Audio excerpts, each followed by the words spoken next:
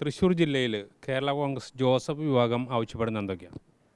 തൃശ്ശൂർ ജില്ലയിൽ കേരള കോൺഗ്രസ് പാർട്ടി ഇരിങ്ങാലക്കുട നിയോജകമണ്ഡലത്തിന് പുറമെ വടക്കാഞ്ചേരി അസംബ്ലി മണ്ഡലം കൂടെ ആവശ്യപ്പെടണമെന്നാണ് സംസ്ഥാന നേതൃത്വത്തോട് ജില്ലാ കമ്മിറ്റി അംഗീകരിച്ച പ്രമേയത്തിൽ പറഞ്ഞിട്ടുള്ളത്.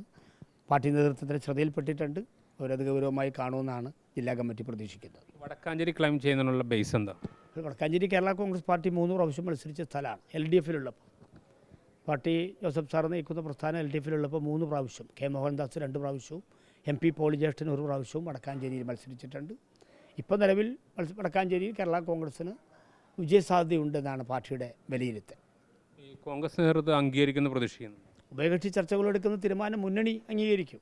മുന്നണി ഒറ്റക്കെട്ടായി അംഗീകരിക്കും. മുന്നണി അംഗീകരിക്കാതെ ഒരുമിച്ച് പോകാൻ കഴിയില്ല. മുന്നണി അംഗീകരിക്കും തന്നെയാണ് ഞങ്ങൾ പ്രതീക്ഷിക്കുന്നത്. 2 സീറ്റ് ആവശ്യപ്പെടാൻ മാത്രം കേരള കോൺഗ്രസിന് തൃശ്ശൂർ ശക്തമാണോ നിങ്ങൾ? കേരള കോൺഗ്രസ് പാർട്ടിയെ സംബന്ധിച്ചിടത്തോളം 2 സീറ്റ് ക്ലെയിം ചെയ്യുന്നത് ഞങ്ങൾ നേരത്തെ മത്സരിച്ച മണ്ഡലം എന്ന നിലയ്ക്കാണ് വടക്കാഞ്ചേരി മണ്ഡലം ഞങ്ങളിപ്പം ആവശ്യപ്പെടുന്നത്. ഇരിഞ്ഞാലക്കുട കോൺഗ്രസ് അത് ഉണ്ണിയാടനെ മത്സരിപ്പിക്കരുത് എന്ന് അത് കോൺഗ്രസ് ഏറ്റെടുക്കണമെന്നുള്ള ആവശ്യമായിട്ട് പരസ്യമായി പ്രതികരണം വരുന്നുണ്ട്. അതോടൊപ്പം തന്നെ ഇല്ലെങ്കിൽ അവർ സ്ഥാനാർത്ഥിയെ നിർത്തുമെന്നുള്ള അവകാശവാദങ്ങൾ വരുന്നുണ്ട്. എങ്ങനെ കാണുന്നു? കേരള കോൺഗ്രസ് പാർട്ടിയെ സംബന്ധിച്ചിടത്തോളം ഞങ്ങൾ കഴിഞ്ഞ 7 പ്രാവശ്യമായി 35 വർഷമായി മത്സരിച്ചു വരുന്ന ഒരു മണ്ഡലമാണ്. അതിലാദ്യം മത്സരിച്ചത് 91 എൽ സെബാസ്റ്റ്യൻ മാസ്റ്റർ മത്സരിച്ചു, അദ്ദേഹം പരാജയപ്പെട്ടു. 96 മുതലാണ് തോമസ് ഉണ്ണിയാടൻ മത്സരിച്ചു തുടങ്ങിയത്. തോമസ് ഉണ്ണിയാടൻ മത്സരിച്ചു, 96-ൽ അദ്ദേഹം പരാജയപ്പെട്ടു. 91-ൽ അദ്ദേഹം രണ്ടായിരത്തി 2001-ൽ ടി ശശിധരനോട് അദ്ദേഹം വിജയിച്ചു.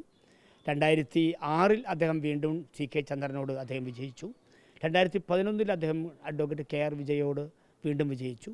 പിന്നീട് അരുണം മാഷോടും ബിന്ദു ടീച്ചറോടും 2 പ്രാവശ്യം പരാജയപ്പെടുകയും ചെയ്തു. കേരള കോൺഗ്രസിൻ്റെ സിറ്റിംഗ് സീറ്റാണ്. അല്ല, അപ്പോൾ ഈ കോൺഗ്രസിൻ്റെ അവകാശവാദത്തിനെ നിങ്ങൾ അംഗീകരിക്കുമോ?